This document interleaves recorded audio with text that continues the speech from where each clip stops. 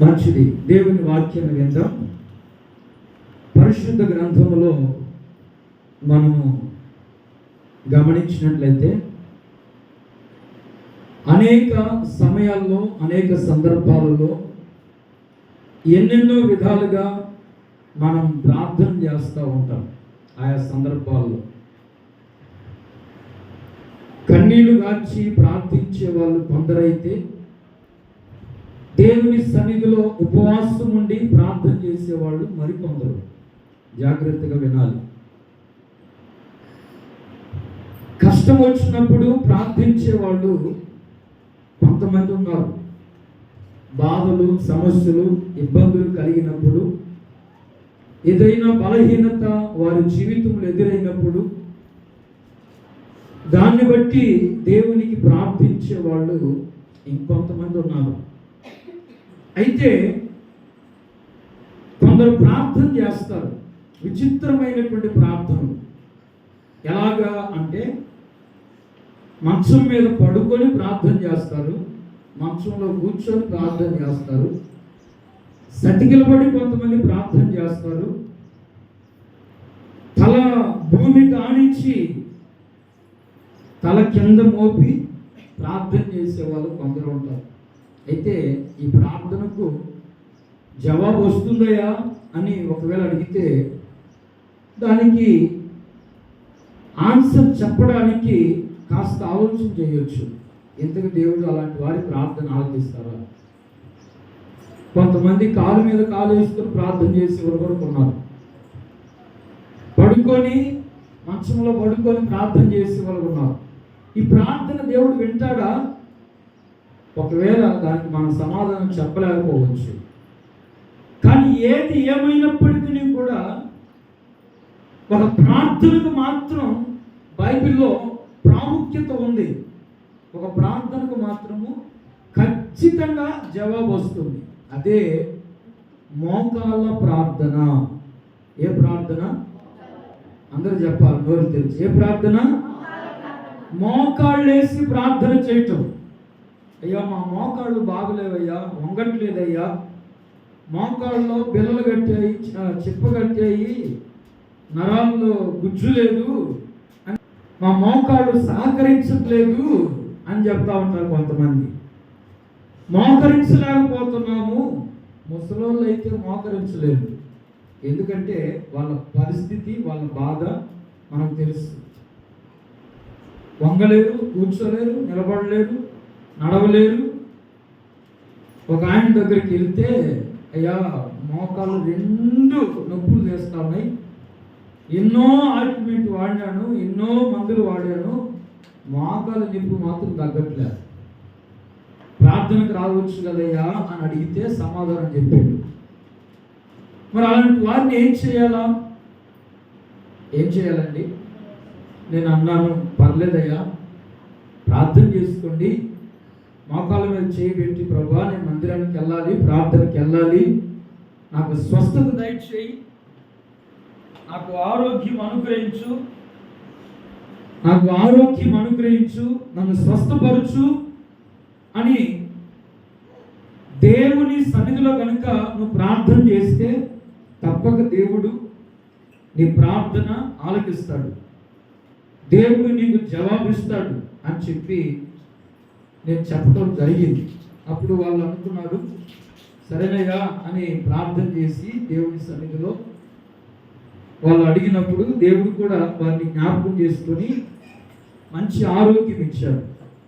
ఈ రోజున వారు దేవుని సన్నిధికి వచ్చి దేవుని స్తుతిస్తున్నారు. హల్లెలూయా.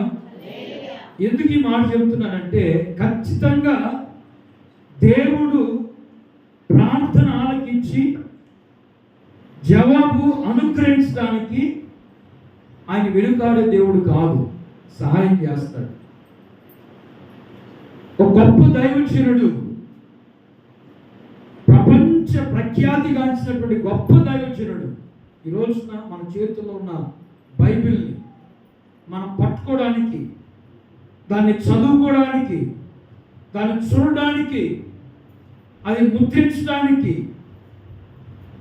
అది మన చేతిలోకి రావడానికి ముఖ్యమైనటువంటి వ్యక్తి విలియం కేరీ గారు ఆ గొప్ప దైవజనుడు ఒక ఆత్మీయమైనటువంటి ఒక చక్కటి మాట తెలియజేశాడు. ఏమిటి ఆ మాట అంటే, ఏ వ్యక్తి మోకాళ్ళు అయితే, వినాలి జాగ్రత్తగా, ఏ విశ్వాసి క్రైస్తవుడు లేకపోతే ఏ వ్యక్తి మోకాళ్ళు అయితే నేలను తాగుతుందో వాళ్ళ ఆత్మీయ జీవితాలు ఆకాశం అంటుతాయట. హల్లెలూయా. మీకు అర్థమైందా? ఏ వ్యక్తి మోకాళ్ళైతే నేలను తాకుతున్నాయో వాళ్ళ ఆత్మీయ జీవితాలు ఆకాశం అంటుతాయి. అంటే ఆకాశం అంత ఎత్తైనటువంటి అనుభవం కలిగి అనుభవాల్లోకి వారు వెళతారని ఆ గొప్ప దైవజనుడు అన్న మాట అది. ఇంకొక దైవజనుడు అంటారు, బిల్లీ గ్రహం అనే దైవజనుడు. ఆయన చెప్పిన మాట ఏంటంటే, మోకాళ్ళుంగి దేవుని సన్నిధిలో మనము ప్రార్థన చేస్తే ఏ సమస్య అయినా సరే దానికి పరిష్కారం దొరుకుతుందంట. మోకాళ్ళుంగి మోకరించి ప్రార్థన చేస్తే ఏ సమస్య అయినా సరే దానికి పరిష్కారము ఖచ్చితంగా దేవుడు చేస్తాడు. మోకరించి ప్రార్థన చేయాలంతే. మోకరించి ప్రార్థన చేయాలి. మోకరించి ప్రార్థన చేయటం, మోకాళ్ళుంగి దేవుని సన్నిధిలో ప్రార్థించటం నేర్చుకోవాలి. ఆ అనుభవంలోనికి మనం రావాలి. ఆ అనుభవాన్ని మనం సంపాదించుకోవాలి. ఆ అనుభవం కలిగి మనం జీవించాలి. సిగ్గుపడుతూ ఉంటారు మోకాలించడానికి, మోకాలు వేయడానికి. సిగ్గుపడకూడదు. దేవుని సన్నిధిలో మోకరించి ప్రార్థన చేయడానికి మనం సిగ్గుపడకూడదు. బయట ఏదైనా తప్పు చేస్తే మనం సిగ్గుపడాలి తప్ప దేవుని సన్నిధిలో మోకరించి ప్రార్థన చేయడానికి సిగ్గుపడకూడదు, సందేహించకూడదు. పక్కన వాళ్ళు ఏమని అనుకుంటారేమో, ఎవరైనా ఏమని అనుకుంటారేమో, నలుగురు నాలుగు రకాలుగా చూస్తారేమో. Don't care. ఎవరేమన్నా అనుకొని నా దేవుని సన్నిధిలో నేను మోకరించి ప్రార్థన చేస్తాను. అలాంటి అనుభవం మీరు గమనించాలి. సాతానుగాడు సమయాన్ని వెతుకుతూ ఉంటాడట. ఎవరిని మృంగుదుమా అని తిరుగుతూ ఉంటాడు. ప్రతి ఒక్కరి దగ్గరికి వెళ్తాడు. పాటలు పాడే వాళ్ళ దగ్గరికి వెళ్తాడు సాతానుగాడు. అవి ఎట్ట పాడుతాడో చూద్దాం. ఎట్ట పాడుతూ ఉన్నాడు, ఎట్ట పాడుతుంది ఏమే, లేనిపోయిన రాగాలు, ఆ రాగం, ఈ రాగం, ఉన్న రాగం, లేని రాగం అన్నీ తీసుకొచ్చి పెడతా ఉంటాడు. ఎవరో సాతానుగాడు చెడగొడతా ఉంటాడు, చెడిపేస్తూ ఉంటాడు. ఎట్ట పాడతాడో చూద్దాం, పాడు చూద్దాం. పాడే వాళ్ళ మీద నిందలు వేస్తూ ఉంటాడు, ఏయిస్తూ ఉంటాడు. సాతానుగాడుకున్న అలవాటు అది. నాలాంటి ప్రసంగాలు చెప్తారు కదా సేవకులు, ఇంకా కొంతమంది ఉంటారు సువార్థికులు, ప్రసంగాలు చేసే వాళ్ళ దగ్గరికి వెళ్తూ ఉంటాడు. ఎవరో సాతానుగాడు. ఉన్నవి లేనివి ఉన్నవి మొత్తం కలిపేస్తూ ఉంటాడు. వాడు పని అది. ఎవడి పని? సాతానుగాడి పని.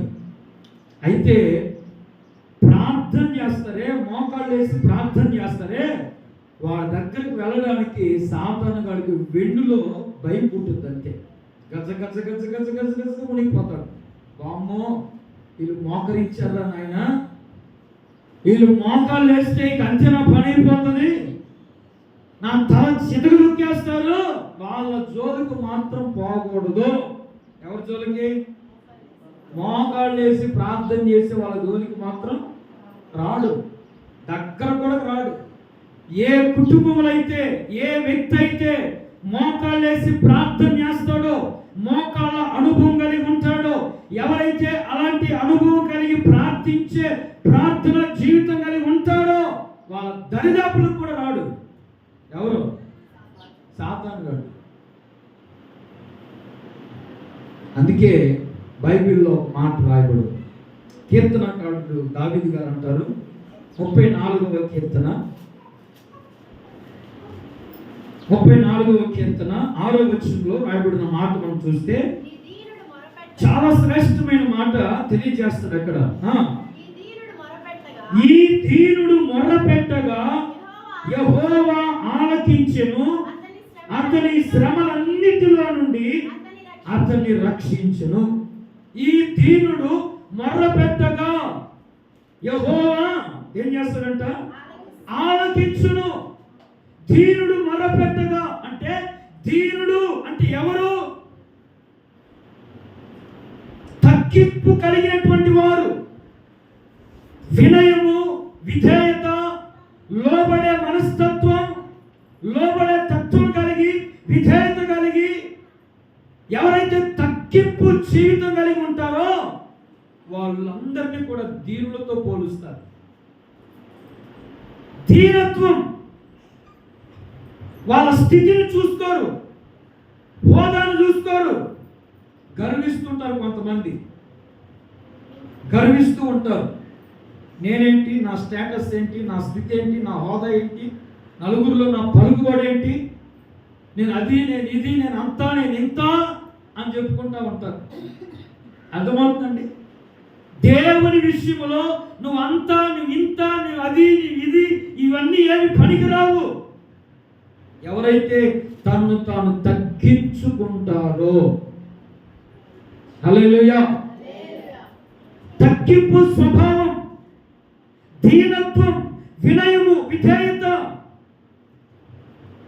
ఆ దీనత్వంలో కనిపిస్తాయి. ఒక రాజు అంటున్న మాట, సాధారణమైన వ్యక్తి కాదు ఈయన గారు, ఈ దావీదు గారు సాధారణమైన సామాన్యమైన వ్యక్తి కాదు. ఒక దేశాన్ని పరిపాలిస్తున్నటువంటి గొప్ప రాజు, సింహాసనం మీద కూర్చొని సమస్తాన్ని పరిపాలిస్తున్నటువంటి గొప్ప రాజు. ఆ రాజు చెప్తున్న మాట, ఈ దీనుని నేను దీనున్నయ్యా, నా హోదా, నా స్థితి, నా స్టేటస్, నా గొప్పదనం, నావన్నీ కూడా పక్కన పెట్టేసా. దేవునిలో అదేమి పనికిరావు. తగ్గింపు జీవితము, తన్ను తాను తగ్గించుకొని. నేను ఒకసారి మీకు ఒక మాట గుర్తు చేశాను. ఒక గొప్ప మహారాణి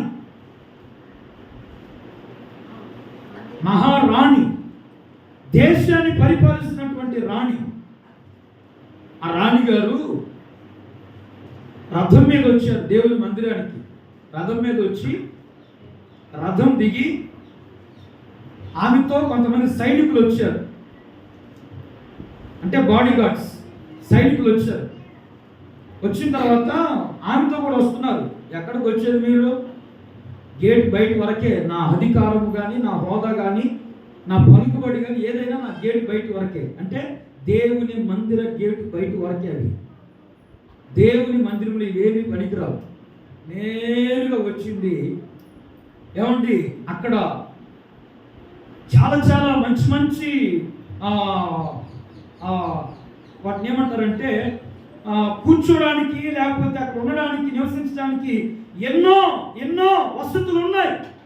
కానీ ఆమె నేరుగా వచ్చి జనాల్లోకి వెళ్ళి ఒక పేద విధవరాలు, అంటే ఆమె విధవరాలని పేదరాలని కూడా తెలియదు, చినిగిపోయినటువంటి ఆ శారీ చూడడానికి చాలా పేదగా కనిపిస్తుంది. ఆమె పక్కన పోయి కూర్చున్నది. ఆమె చూసి, అమ్మో మన దేశపు మహారాణి వచ్చి నా పక్కన కూర్చుందే, ఆమె లేచి పక్కకి పోతుంది. ఆమె పక్కన నేను కూర్చున్నానని చెప్పి లేచి పక్కకు పోతుంటే ఈమె కూడా వెళ్ళి మరలా ఆమె పక్కన కూర్చుందట. అమ్మ ఏంటమ్మా నువ్వు రానివి, ఎదుగో కుర్చీ ఉన్నాయి, అవి ఉన్నాయి, ఇవి ఉన్నాయి, ఇదిగో బంగారు కుర్చీ ఉంది అక్కడ, ఇంకో ఎండి కుర్చీ ఉంది అక్కడ, అక్కడ పోయి కూర్చోమ్మా, లేకపోతే పైన కూర్చో, అక్కడ పోయి కూర్చో, నువ్వు అధికారివి కదా, నువ్వు రానివి కదా, అక్కడ పోయి కూర్చుంటే ఇవన్నీ నాకు అవసరం లేదు. దేవుని మందిరంలో ఎప్పుడైతే మనల్ని మనం తగ్గించుకుంటామో అప్పుడు దేవుడు మనల్ని కనపరుస్తాడు. హల్లెలూయా. నేను నీలాంటి సాధారణ సామాన్యమైన మనిషినే. ఒకవేళ నేను రాణి కావచ్చు, హోదా ఉండొచ్చు, కానీ అది దేవుని మందిరం బయటనే. ఇక్కడికి వచ్చిన తర్వాత తగ్గింపు. అందుకే ఈ రాజు అంటున్న మాట, నేను రాజును కావచ్చు, దేశాన్ని పరిపాలించే గొప్ప నాయకుడు కావచ్చు, అయితే దేవుని మందిరంలోకి వచ్చేసరికి నేను దీనుణ్ణి. తగ్గింపు స్వభావం, తగ్గింపు స్వభావం. ఈ దీనుడు మొర్రపెట్టగా యెహోవా ఆలకించును, అతని శ్రమలన్నిటిలో నుండి విడిపించును, రక్షించును. మనము ఎంఆర్ఓ గారికో, కలెక్టర్ గారికో, ఎస్పీ గారికో, లేకపోతే ఇంకొకరికో లెటర్ రాస్తూ ఉంటాం, అర్జీలు రాస్తూ ఉంటాం. రాసేటప్పుడు అంత అయిపోయిన తర్వాత మహారాజశ్రీ శ్రీ శ్రీ గౌరవనీయులైన పలానా సో అని రాసి పెద్ద అక్షరంతో అయ్యా అని చెప్పి కింద మన గురించి రాసిన తర్వాత లాస్ట్ అంత అయిపోయిన తర్వాత ఇట్లు తమ విధేయుడు, ఇట్లు తమ విధేయురాలు. అంటే నిన్ను నీవు తగ్గించుకోవటం. అర్థమవుతుందండి? నిన్ను నీవు తగ్గించుకోవటం. ఎవరైనా సరే, ఎలాంటి వాళ్ళైనా సరే అక్కడికి వచ్చేసరికి ఇట్లు తమ విధేయుడు, తమ విధేయురాలు. అంటే నీ దృష్టిలో నేను తగ్గించుకుంటున్నానయ్యా, దీనత్వం కలిగి, ఎదుగో నా సమస్య అంతా చెప్పుకున్నాను, నాకు సహాయం చేయి. వెంటనే అది లెటర్ రాసి చదివి ఓకే పాస్ చేసేస్తాను, సైన్ పెట్టేసి వెంటనే దీన్ని పరిష్కరించండి అని చెప్పి నెక్స్ట్ వాళ్ళకి పంపిస్తాను. ఎందుకు ఈ మాట చెప్తున్నానంటే, భక్తుడైనటువంటి దావీదు గారు అంటున్నారు, ఈ దీనుడు మొర్రపెట్టగా యెహోవా ఆలకించును. తగ్గింపు కలిగి వినయముతో విధేయతతో దేవుని సన్నిధిలో మోకాళ్ళొంగి ఎప్పుడైతే నువ్వు ప్రార్థన చేస్తావో నీ ప్రార్థనకు జవాబు దేవుడు అనుగ్రహిస్తాడు. మోకాళ్ళ ప్రార్థనలో ఉన్నటువంటి 3 అనుభవాలు నేను మీకు జ్ఞాపకం చేసి త్వరగా ముగిస్తాను. చాలా మంది భక్తులు ప్రార్థన చేశారు, మోకాళ్ళ ప్రార్థన. అయితే వాళ్ళలో కొద్దిమందినే 3 విషయాలు చెప్పి నేను ముగిస్తాను. దానియేలు గ్రంథం 6వ అధ్యాయము, దానియేలు గ్రంథం 6వ అధ్యాయము 10వ వచనాన్ని మనం చదువుకుందాం. ఇట్టి శాసనము సంతకము చేయబడినని దానియేలు తెలుసుకొనినను అతడు తన ఇంటికి వెళ్ళి యథాప్రకారముగా అనుదినము ముమ్మారు మోకాళ్ళలోని, అదొక మాట మీరు నోట్ చేసుకోండి, ముమ్మారు మోకాళ్ళలోని తన ఇంటి పై గది కిటికీలు యెరూషలేము తట్టునకు తెరవబడి ఉండగా తన దేవునికి ప్రార్థన చేయుచు ఆయన్ను స్తుతించుచు వచ్చెను.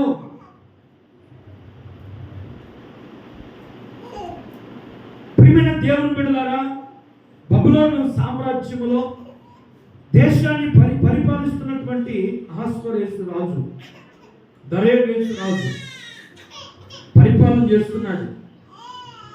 ఆయనకు కొంతమందిని ముఖ్య అధిపతులుగా కొంతమందిని ఎన్నుకున్నాడు.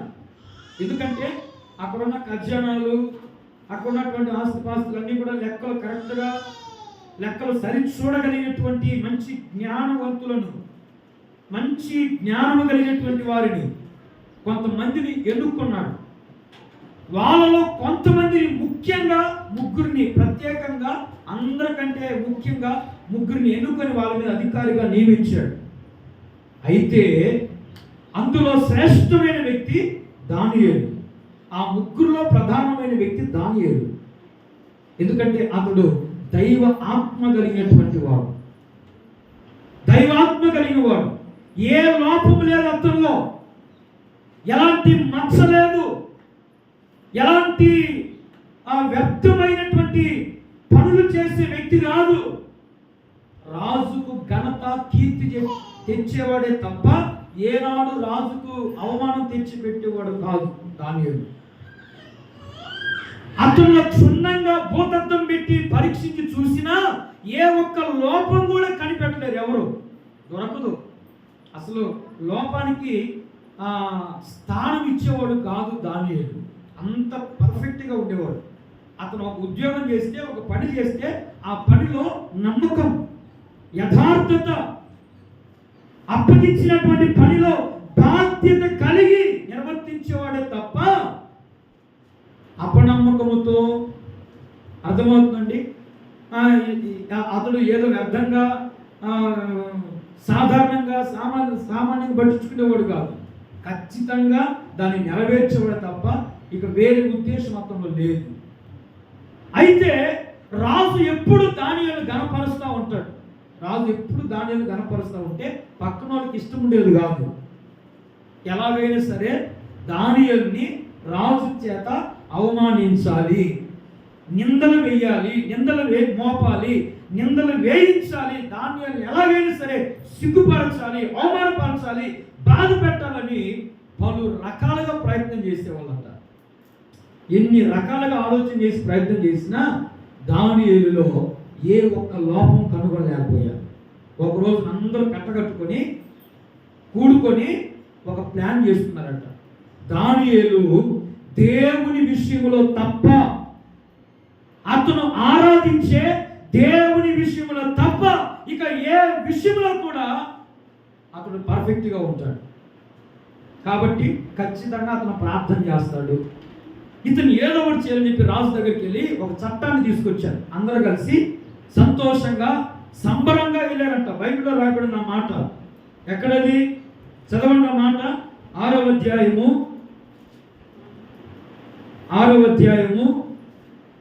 4వ వచనం చదువుకుంటూ పోతే 6వ వచనం చూడండి. కాబట్టి ఆ ప్రధానులను అధిపతులను రాజునంతకు సందడిగా కూడి వచ్చి, ఎలా వచ్చారంట? సందడిగా సంబరంగా వచ్చారు. రాజు దగ్గరికి అధికారులు, అధిపతులు వచ్చి కూడుకొని వచ్చి రాజుకి లేనిపోని అన్ని ఎక్కిస్తా ఉన్నారు. అయ్యా ఈ దేశంలో, ఈ సామ్రాజ్యంలో నీవే గొప్పవాడివి, నువ్వు చాలా గొప్పవాడు అయ్యా, అందరికంటే గొప్పవాడు, అసలు మహానుభావుడు నువ్వు. కాబట్టి ఒక 30 రోజులు నీకు తప్ప వేరే దేవునికి కానీ దేవతకు కానీ ఎవ్వరు నమస్కరించకూడదు, మోకరించకూడదు, ప్రార్థన చేయకూడదు. ఈ చట్టాన్ని ఒకటి తీసుకురా. 30 రోజులు వింటున్నారండి? 30 రోజుల వరకు తీసుకురా. ఒకవేళ ఈ ఆజ్ఞని ఎవరైతే మీరుతారో వారిని తీసుకుని వెళ్ళి సింహాల బోన్లో పడేయాలి. ఈ చట్టాన్ని ఏదో భలే ఉన్నట్టుగా ఉంది. అందరూ మాట్లాడుతున్నారా? అవునయ్యా, మేము మాట్లాడుకుని వచ్చాం. నువ్వు చెప్తే ఈ ఆజ్ఞ జారీ చేస్తాము, సంతకం చేయండి, నువ్వే మా దేవుడు, నువ్వే మా రాజువి, చాలా గొప్పవాడివి, నీకు నమస్కరించాలి 30 రోజులు. అప్పుడు ఆయన ఉబ్బిపోయి విరవిగిపోయి రాజు ఓకే మీ ఇష్టం కానివ్వండి అని చెప్పేసి. వీళ్ళరా ఇక్కడ చదువుకున్న ఈ వాక్య భాగంలో చూస్తే ఇట్టి శాసనము సంతకము చేయబడినని దానియేలు తెలుసుకొని, సింహాల బోన్లో వేస్తారా? ఓకే, పర్వాలేదు, వేస్తే వేయి. తన ప్రార్థన మాత్రము మానల, తన ప్రార్థన మాత్రం విడిచిపెట్టాల. దినమునకు 3 సార్లు మోకాళ్ళేసి తన ఇంట్లోకి వెళ్తాడు, యెరూషలేము వైపు కిటికీలు తెరుస్తాడు, మోకాళ్ళేసి ప్రార్థన చేస్తా ఉన్నాడు. మోకాళ్ళేసి ప్రార్థన చేస్తూ ఉంటే ఈ అధిపతులు వాళ్ళు చూసి రాజు దగ్గరికి వెళ్ళి చెప్తారు, అయ్యా నీ ఆజ్ఞను మీడియాలు దానియేలు నీవు నమస్కరించాలని చెప్తే 30 రోజుల వరకు ఆజ్ఞ జారీ చేస్తే నీ మాట వినకుండా నీ మాటకు వ్యతిరేకించి తన దేవునికి ప్రార్థన చేస్తున్నాడు. తప్పు చేశాడు దానియేలు, తీసుకుని వెళ్ళి సింహాల బోన్లో పడాయి. మనకు డౌట్ వేయచ్చు, మనకి ఎన్నెన్నో రకరకాల ఆలోచనలు, ప్రశ్నలు కలగవచ్చు. అయ్యా అంత మోకాలు వేసి ప్రార్థన చేయించినా సింహాల బోన్లో వేసారే, ఏం వేయించవాడు కదా, మోకాలేసి ప్రార్థన చేసే వ్యక్తి కదా, ఇతను ప్రార్థనాపరుడు కదా, ఎంతో విశ్వాసం కలిగి దేవుని పట్టుదల కలిగిన వ్యక్తి కదా, మరి సింహాల బోన్లో వేయటం ఏంటి? ఇక్కడే మీరు గమనించాలి, ఇక్కడే మీరు ఆలోచించేయాలి, అర్థం చేసుకోవాలి. ఏంటంటే ప్రార్థన చేసే ప్రతి వ్యక్తి జీవితంలో సమస్యలు వస్తూనే ఉంటాయి, ఎదురవుతూనే ఉంటాయి, కష్టాలు వస్తూనే ఉంటాయి. ఎందుకు వస్తాయ్యా? ప్రార్థన చేస్తారు కదా, దేవుడు ఆలకించి సహాయం చేయొచ్చు కదా. వస్తాయి సమస్యలు, కష్టాలు, బాధలు, నిందలు, అవమానాలు ఎన్నో రకరకాలుగా వెంటాడుతూ ఉంటాయి.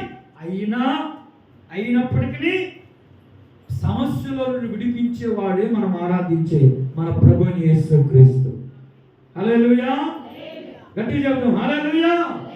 ఎన్ని సమస్యలు నీ చుట్టుముట్టినా, ఎన్ని కష్టాలు నీ దరి చేరినా, ఎన్ని నిన్ను అవమానించాలని, నిన్ను నిందించాలని, అపహసించాలని, నీకు కీడు తీసుకురావాలని, నీకు బాధ కలుగు చేయాలని ఎన్ని నీ చుట్టుముట్టినా కూడా వాటిని దగ్గరికి రానివ్వకుండా వాటిని నుండి దూరం చేసేవాడే మనం ఆరాధించే మన ప్రభువు యేసుక్రీస్తు. హల్లెలూయా, హల్లెలూయా. దానియేలు సింహాల బోన్లో పడవేసినా పర్వాలేదు, నేను మాత్రం నా దేవునికి ప్రార్థించట మానను. అక్కడ రాయబడి ఉంది, ఇట్టి శాసనము సంతకము చేయబడిన దానియేలు తెలుసుకున్నాను. అతడు తన ఇంటికి వెళ్ళి యథాప్రకారము అనుదినం ముమ్మారు, ఉదయం మోకరిస్తున్నాడు, మధ్యాహ్నం మోకరిస్తున్నాడు, రాత్రి మోకరిస్తున్నాడు. ముమ్మారు మోకాళ్ళుని తన ఇంటిపై కిటికీలు యెరూషలేము తట్టు తెరవబడి ఉండగా తన దేవునికి ప్రార్థన చేయొచ్చు ఆయన స్తుతిస్తూ వచ్చాడట. రాజు అన్నాడు, దానియేలు తీసుకురండి, పట్టుకురండి. కాళ్ళు చేతులు కట్టి సింహాల బోన్లో వేసేయండి. ఒక పక్క దానియేలు అంటే రాజుకు బాగా ఇష్టం. ఎందుకంటే నమ్మకస్తుడు, యథార్థవంతుడు, ఏ లోపం లేనివాడు, అందరికంటే మంచి వ్యక్తి, అందరికంటే గొప్పవాడు. ఇతని మీద నిందలు వేసి అవమానపరిచి ఇతను ఎలాగైనా బాధ పెట్టాలని ఇన్ని చేస్తున్నారే. ఒక పక్క రాజుకి బాధ ఉన్నప్పటికీ కూడా ఆజ్ఞను ఖచ్చితంగా జారీ చేయాలని తీసుకుని వెళ్ళి ఆయన చెప్పినట్టుగానే సింహాల బోన్లో దానియేలును పడేశారు. ఆ రోజంతా రాత్రంతా రాజు నిద్ర పట్ల. వామ్మో, దానియేలు మంచి వ్యక్తి, ప్రార్థనాపరుడు, యథార్థవంతుడు, నమ్మకస్తుడు. ఇలాంటి దానియేలుని సింహాల బోన్లో వేసామే. అప్పటికే ఇంచుమించు 10 రోజుల నుంచి ఉపవాసంతో ఉన్నాయి సింహాలు. ఎప్పుడెప్పుడు ఎవరు వేస్తారా మింగేద్దాం, ఎముకలు కూడా పిప్పు చేసి ఏమి దొరకకుండా తినేయాలని కసితో ఉన్నాయి, ఆకలితో ఉన్నాయి సింహాలు. ఆ సింహాల బోన్లు వేస్తే దానియేలు సింహాల బోన్లో పడవేయటం ఆలస్యం. అంతే, వెంటనే దానియేలు కంటే ముందే పరలోకము నుండి దేవుడు తన దూతను పంపించాడు. దేవునికి స్తోత్రం, హల్లెలూయా, హల్లెలూయా. రాత్రంతా సింహాలు, ఆకలితో ఉన్న సింహాలు సప్పుడు చేయకుండా కాము కూర్చొని ఉసూరుమంట దానియేలు వంక చూస్తూ ఉన్నాయి. వీడెవర్రా బాబు, విచిత్రమైన మనిషి వచ్చి మా దగ్గర ఉన్నాడు, ఆకలితో అల్లాడుతూ ఉంటే విచిత్రమైన వ్యక్తి మా దగ్గర మా బోన్లో పడేశారు. అతను తిందాం అనుకుంటే అతను పైన కత్తి పట్టుకొని ఉన్నాడు, ఎవరో అర్థం కావట్లేదు. మాకంటే బలశూరుడు, నాయన జోలికి వెళితే మమ్మల్ని చంపేస్తాయి అని చెప్పి సింహాల కదల్లా మెదల్లా చప్పుడు చేయకుండా కాము కూర్చున్నాయి. బైబిల్లో రాయబడి ఉంది, 20వ వచనంలో చూస్తే చదవండి మాట. రాజు గుహ దగ్గరికి రాగానే దుఃఖ స్వరముతో దానియేలు పిలుస్తున్నాడు. ఏమని? జీవము గల దేవుని సేవకుడు అయిన దానియేలు, నిత్యము నీవు సేవించుచున్న నీ దేవుడు నిన్ను రక్షింపగలిగినా అని దానియేలు అడుగుతున్నాడు. రాజు బతుకున్నాడా లేదా? ఓ జీవము గల దేవుని సేవకుడు అయినా ఓ దానియేలు, బతుకున్నావా లేక నీ దేవుడు నిన్ను రక్షించినా? వెంటనే ఎప్పుడైతే ఆ మాట అన్నాడో వెంటనే సమాధానం వస్తుంది. సింహాల బోనులో నుండి సమాధానం వస్తుంది. దానియేలు అంటున్నాడు, ఏమని? రాజు చిరకాలము జీవించునుగాక. రాజా, నేను నా దేవుని దృష్టికి నిర్దోషినిగా కనబడుతుంది కనుక ఆయన తన దూతను పంపించి సింహ సింహములు నాకు ఏ హాని చేయకుండా వాటి నోళ్ళను ముయించెను. రాజా, నీ దృష్టికి నేను నేరము చేసిన వాడను కాను. హల్లెలూయా. ఎందుకు ఈ మాట చెప్తున్నానంటే, మోకాళ్ళు వేసి ప్రార్థించే వ్యక్తి జీవితంలో ఏ సమస్య ఎదురైనా కూడా ఆ సమస్యలో విడిపించే దేవుడు మన ప్రభువు యేసుక్రీస్తు. నువ్వు మోకరించి ప్రార్థన చేయి. ఎట్టి సమస్య అయినా సరే, సింహాలని చుట్టుముట్టిన, అగ్ని గంధకాలని ఆవరించిన, ఎలాంటి సమస్య నిన్ను వేధించిన, మోకాలేసి ప్రార్థన చేయి. నీ ప్రార్థన ఆలకించిన దేవుడు సింహాల నోలను మూయించేస్తాడంతే. ఏ హాని నీ దగ్గరకు రానివ్వకుండా, నీ దరి చేరనివ్వకుండా వీని వెంట నీకు తోడై నిన్ను కాపాడే దేవుడే నువ్వు ఆరాధించే దేవుడు. దేవునికి స్తోత్రం. హల్లెలూయా, హల్లెలూయా. మోకాళ్ళ ప్రార్థన జీవితము మనం కలిగి ఉండాలి. మోకాళ్ళ ప్రార్థన అనుభవము మనం అలవాటు చేసుకోవాలి. ఎప్పుడైతే మనం మోకాళ్ళు వేసి ప్రార్థన చేస్తామో సాతానుగాడు మన దగ్గరకు రావడానికి గజ గజ గజ గజ ఉడిగిపోతాడు అంతే. ఇది ఒక అనుభవం అయితే, మరొక అనుభవము రాజుల మొదటి గ్రంథంలో మనకు కనిపిస్తుంది. రాజుల మొదటి గ్రంథం 18వ అధ్యాయము. రాజుల మొదటి గ్రంథం 18వ అధ్యాయము 41వ వచనం మనం చదువుకుందాం.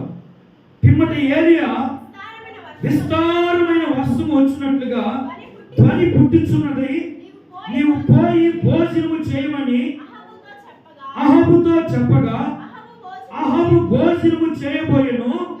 కానీ ఏలియా కరిమేలు పర్వతం మీదకు పోయి నేల మీద పడి ముఖము మోకాళ్ళ మధ్య ఉంచుకొని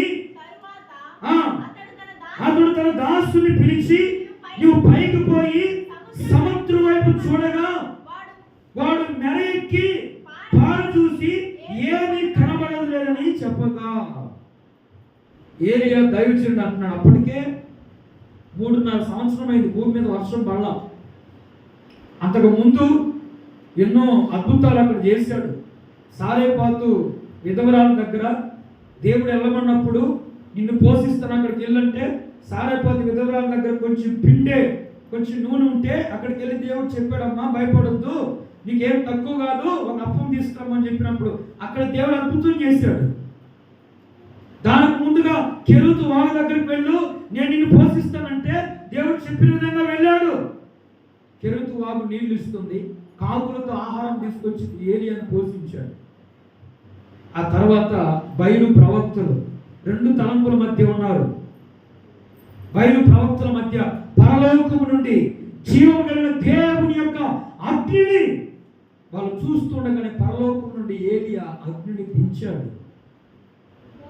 ఇవన్నీ జరిగిన తర్వాత అప్పటికే కరువు వెంటాడుతా ఉంది దేశంలో. అహాబు రాజుతో చెప్తున్నాడు, రాజా 3.5 సంవత్సరాల వరకు భూమి మీద వర్షం పడదు. 3.5 సంవత్సరాల తర్వాత అదే రాజుతో మరలా చెప్తున్నాడు ఏలియా దైవజనుడు, విస్తారమైన వర్షపు ధ్వని ఇదిగో నాకు వినబడుతుంది. ఆ వర్షపు ధ్వని మన ఎద్దకు రాబోతుంది. వర్షంలో తడవకు ముందే నువ్వు వెళ్ళి నీ రాజ్యంలో నీ గృహంలో నువ్వు వెళ్ళిపోయి అక్కడ కూర్చోయ్యా రాజా అని చెప్పి రాజుతో చెప్తున్నాడు. రథం ఎక్కి తొందరగా వెళ్ళు, విస్తారమైన వర్షం వస్తుంది అని చెప్తే ఈయన వెళ్తున్నాడు. వచ్చినప్పుడు చూసుకున్నాను అన్నట్టుగా చిన్నగా వెళ్తున్నాడు. ఆయనను పంపించి ఏలియా దైవజనుడు కర్మేలు పర్వతం మీదకి వెళ్ళి మోకాళ్ళ మధ్య తలబెట్టుకొని మోకాళ్ళ ప్రార్థన చేస్తూ ఉన్నాడు. ప్రార్థన చేస్తూ తన శిష్యుని పిలుస్తున్నాడు, నువ్వు వెళ్ళి పైకి వెళ్ళి మెర ఎక్కి చూడు, విస్తారమైన వర్షం అదిగో ధ్వని వస్తా ఉంది, చూడు సముద్రం మీద ఒక తుఫాను రేగుతుంది, కనిపిస్తా ఉంది, చూడు అని చెప్పి తన శిష్యుని పంపిస్తే ఆ శిష్యుడు పైకి ఎక్కి మెరకెక్కి, అయ్యా దైవజనుడా నాకేమీ కనిపించలేదు, మరలా అంటాడు, ఆ కింద వచ్చిన మీరు చదవండి మరలా 44 వచ్చిన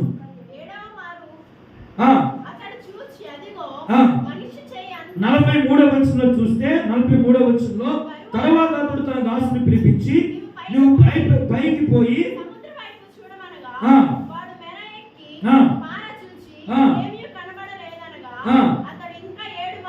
దైవజనుడు అంటున్నాడు ఇంకా 7 మార్లు వెళ్ళి చూడు. ఎన్నిసార్లు అంట? 7 సార్లు వెళ్ళి చూడు. ఖచ్చితంగా నీకు కనిపిస్తుంది. 7వ మారు పోయి చూడగా అక్కడ రాయబడి ఉంది, అదిగో మనిషి చెయ్యంత చిన్న మేఘము సముద్రం మీద నుండి పైకి ఎక్కుచున్నదనెను. హల్లెలూయా, హల్లెలూయా. మనిషి చెయ్యంత మేఘం. మనిషి చెయ్యి ఎంత ఉంటుందండి? మనిషి చెయ్యి ఎంత ఉంటుంది? చాట అంత ఉంటుందా? ఎంత ఉంటుంది? మన చెయ్యి అంతా ఇదిగో ఇంతే, చాట అంత లేదు. మబ్బు కమ్ముకున్నది అనుకోండి, చుట్టూ మబ్బు కమ్ముకున్నది అనుకోండి, ఇక బయట ఉన్న సామాన్లను ఇంట్లో పెట్టేస్తాం. అమ్మో విస్తారమైన వర్షం, అబ్బో ఇక గాలి మబ్బులు మారిపోయాయి, వర్షం పడిపోద్ది అని చెప్పేసి ఇక అన్ని సర్దుకుంటాం. మనిషి చెయ్యంత మేఘం కనిపించింది అనుకోండి, అది పడేది లేదు. ఆ మనిషి చెయ్యంత మేఘం ఏం చేస్తుంది? అర్థమవుతుందండి? మనిషి చెయ్యంత మేఘం ఏం చేస్తుంది అనుకుంటున్నాం, కానీ దేవునికి అసాధ్యమైనది. హల్లెలూయా. కింద వచనం మీరు చూస్తే అంతలో 45వ వచనం, ఆకాశము మేఘములతో గాలి వానను కారు కమ్మెను, మోపైన వాన కురిసెను గనుక ఆహాబు రథమెక్కి యెజ్రెయేలునకు వెళ్ళిపోయాను. రథమెక్కి వెళ్ళిపోతున్నాడు.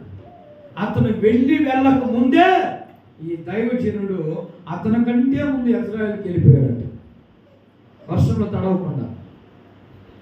అరచేయంత మేఘం, మోపైన వర్షం కురిసింది.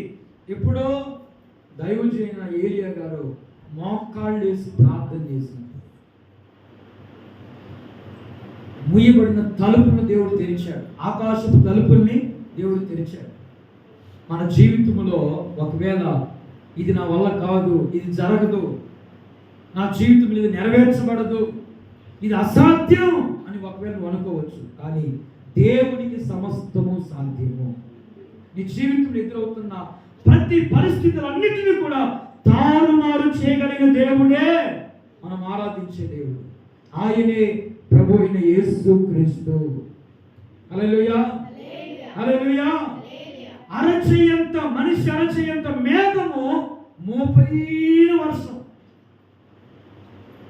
అంటే కరువు తీరిపోయేంత వరకు, ఒక్క రోజు పడిన ఆ వర్షం అంట కరువు తీరిపోయేంత వరకు భూమి మీద విస్తారంగా పంటలు పండాయి. ఆ ఒక్క చిన్న మేఘం కరువుని తీర్చేసింది. ఒక్క చిన్న మేఘం కష్టాలన్నీ తీర్చేసింది.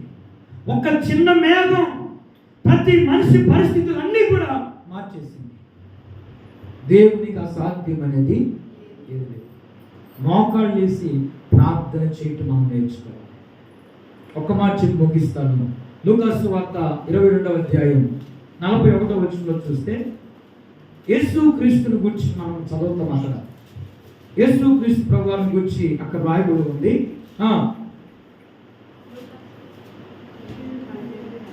లూకాసు సువార్త 22:14.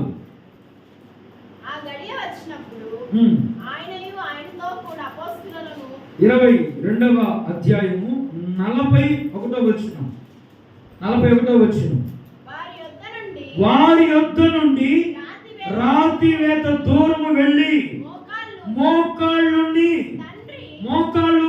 యేసు క్రీస్తు ప్రభువారు శిష్యులతో గెత్సేమనే తోట దగ్గరికి వెళ్ళి పలుమార్లు ఒలీవల కొండ దగ్గరికి, గెత్సేమనే తోట దగ్గరికి వెళ్ళి ప్రార్థన చేసుకునేవాడు. ఆయన అలవాటు ప్రకారంగా ప్రతి చల్లటి పూట, ప్రతి ఉదయకాలమున పెందలకాడని లేచి కొండ మీదకి వెళ్ళి ప్రార్థన చేసుకునేవాడు.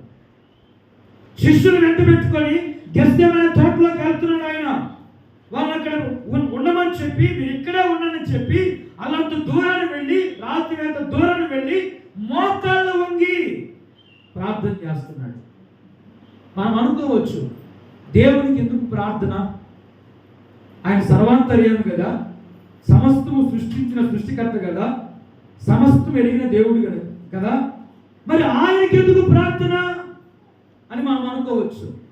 ఎందుకు ఆయన ప్రార్థన చేశాడంటే, తండ్రి నడిచిన మార్గములో బిడ్డలకు కూడా నడవాలని తండ్రి ఆలోచన, తండ్రి ఉద్దేశం. నేను నెమ్మదిగా, సుఖంగా, సంతోషంగా, ఆనందంగా జీవించినట్లు నా బిడ్డలు కూడా నాలాగే బ్రతకాలి. ఏ కష్టాలు ఉండకూడదు, ఏ సమస్యలు ఉండకూడదు, ఏ ఇబ్బందులు ఉండకూడదు, నా పిల్లలు కూడా నాలాగా ఉండాలి అని కోరుకునే వాళ్ళే తల్లిదండ్రులు. అర్థమవుతుందండి? పిల్లలు పాడైపోతూ ఉంటే చూస్తారా? పిల్లలు కష్టాలు ఉంటే చూస్తారా? పిల్లలు కష్టాలు పాలవటం తల్లిదండ్రులకు సంతోషమా? కాదు. ఒకవేళ వీళ్ళు కష్టపడినా, అరే మాలాగా మీరు కష్టపడకూడదు నాయన, జాగ్రత్త పడండి, ఇప్పుడైనా మేలుకోండి, చెడు సహవాసాలు వద్దు, చెడు అలవాట్లు వద్దు, వ్యర్థమైన ఆ చెడు అలవాట్లకి బానిసలైపోయి జీవితాన్ని పాడు చేసుకోవద్దు అని ఎన్నిసార్లు చెప్పినా కూడా కొంతమంది పిల్లలు వినరు, మాట వినరు. మాకు తెలుసులే, మాకు తెలుసులే, మాకు అంతా తెలుసులే, అంతా తెలుసులే అంటారు. చివరికి ఏమవుతుంది? నష్టపోతారు. బాధ కలిగినప్పుడు, కష్టం వచ్చినప్పుడు అప్పుడు తమిళనాడుతో ఏం ప్రయోజనం అండి? ఆనాడు తల్లిదండ్రులు చెప్పిన మాట వింటే, నాకు తెలుసులే, అంత తెలుసులే, నువ్వేం నా చెప్పి తెలియదుపా, నేను చదువుకున్నా, నాకు అన్నీ తెలుసా అండి. వాళ్ళని చెప్తుంటారు తల్లిదండ్రులకి, అరే నాయన మేమంతా చూసినారా, ఇవన్నీ మాకు తెలుసురా బాబు, ఎన్నో ఆటుపాట్లు, ఎన్నో దెబ్బలు తగిలి మేము వచ్చి ఇంతవరకు వచ్చామో, ఇకనైనా మీరు జాగ్రత్తగా ఉండండి అని చెప్తే వినరు. పెద్దలు అన్నారు, పెద్దల మాట సద్ది మూట. అది ఆలోచించరు. అంత అయిపోయిన తర్వాత డాడీ, మమ్మీ, నానా, అమ్మా నన్ను క్షమించు, నీ మాట వినలేదు, ఇదిగో ఈ విధంగా ఇబ్బంది పడ్డాను. ఇబ్బందులు రాకముందే హెచ్చరిస్తారు తల్లిదండ్రులు. అందుకే యేసుక్రీస్తు ప్రభువారు ముందుగానే మనం నేర్చుకోవాలని, మనం అలవాటు చేసుకోవాలని, ఆయన మార్గంలో నడిపించబడాలని, ఆయన పరిశుద్ధుడు కనుక మనము కూడా పరిశుద్ధంగా జీవించాలని, ఆయన పోలికగా మనం నడిపించబడాలని యేసుక్రీస్తు ప్రభువారు ఒక మార్గదర్శకుడిగా మనకు నేర్పించాడు.